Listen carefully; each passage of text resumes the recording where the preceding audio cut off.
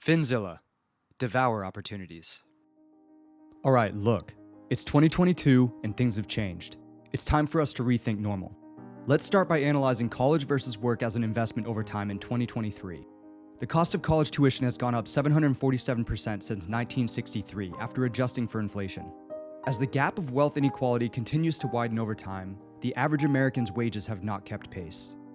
So now the question becomes, is getting a bachelor's degree a good investment in 2023? Let's dive into a year one breakdown using net worth as our primary metric. Ryan and Carmen are going to college and Liam is going directly into the workforce as a paid apprentice. Here are a couple of assumptions we are going to make. All subjects start with a net worth of $0. All numbers are based on national averages from years 2021 to 2022. All start their programs immediately after high school and finish in 4 years. Both students live entirely off room and board and don't work while attending full-time. All subjects have a paid-off vehicle and no travel expenses. Ryan is pursuing an engineering degree at an in-state public college. His parents built a college fund for him, and he was awarded a scholarship to attend. Carmen is pursuing a degree in psychology at a private college. She has no college fund and no scholarship. Liam enters a paid apprenticeship as a carpenter right out of high school and lives on his own out in town. Ryan has the average American college fund amount of $28,000 coupled with an equally average $7,400 scholarship. All of these national averages are current for 2022 and can be found at educationdata.org.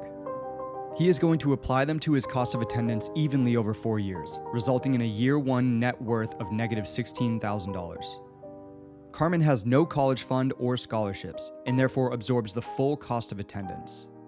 This results in a year one net worth of negative $33,000 in the form of student loans. Carmen's decision to attend a private college with no college fund or scholarships is immediately having a harsh impact on her net worth.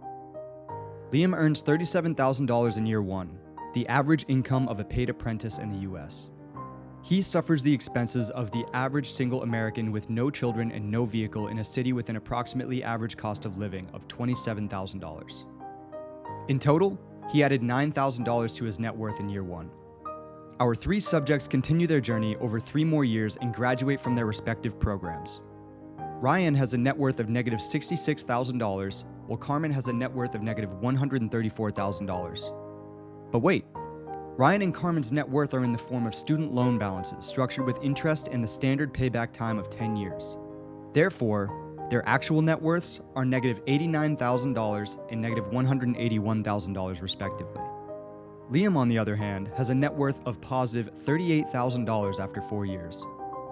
It's becoming clear that Liam's 4 years of debt-free income has given him a financial head start. At this point, Liam could have 4 years' worth of contributions to his 401k and is now eligible to buy a home based off his debt-to-income ratio and his savings. However, for the sake of this scenario, we will say Liam does neither of these things.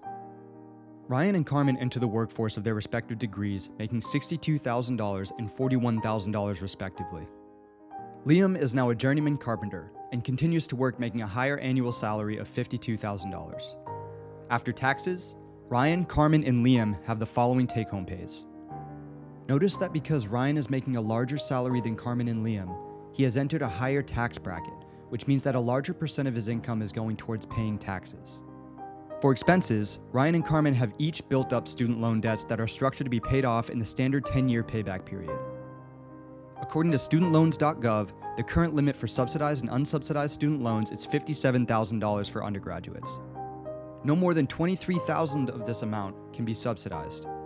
Therefore, year one requires Carmen to exceed her federal loan limits, and she will have to get student loans from private lenders with a 6.5% interest rate. Unlike the subsidized student loans, these loans immediately begin accruing interest. Ryan will have to do the same on year 2. Please note, the unfortunate reality is that many aspiring college students get preyed on by private lenders. 70% of students using private lenders complain of misuse and deceptive tactics while paying interest rates as high as 13%. Back to year 5. After Ryan pays his taxes, he still has to pay off his student loans.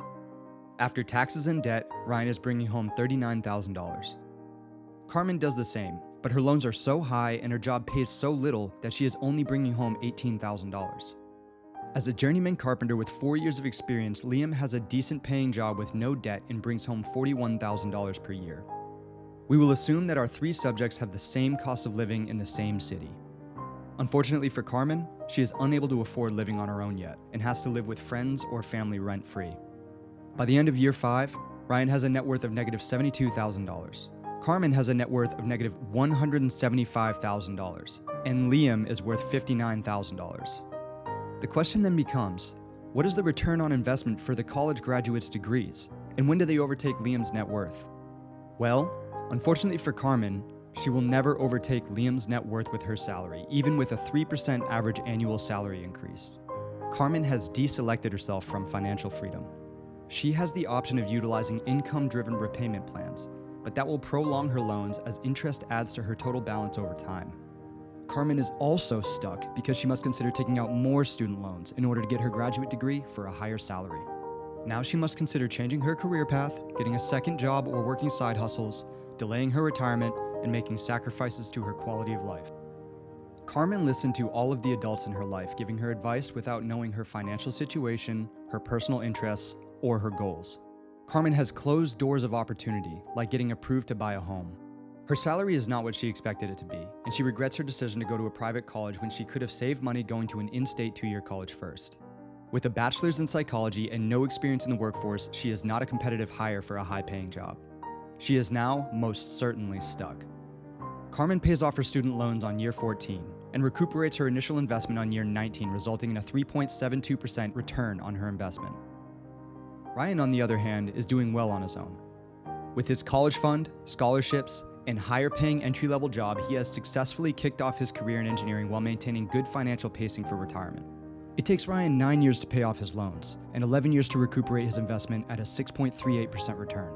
All that's left to figure out is, how long will it take Ryan to overcome Liam's net worth? Well, we are assuming Ryan gets an averaged 5% annual increase in salary, and Liam gets 2%. We are also assuming both continue to have the same living expenses and neither have another source of income. All that being said, it's going to take Ryan 18 years for him to surpass Liam. This is the cost of not working for 4 years. This is the cost of student loan debt over time. This is the conversation no one is having. This is why we need to think harder about what college means in 2023. So, is college an investment that only makes sense for the wealthy? The answer? Increasingly so. We all remember when this image came out in 2018, showing a 1,200% markup in college bookstores. It is a small and extreme example, but the theme is constant. Our high school graduates are getting preyed on. They are being sold a bill of goods with the promise of prosperity, and we are reinforcing this cycle of exploitation by telling children they won't be successful without college. A couple of notes about this video.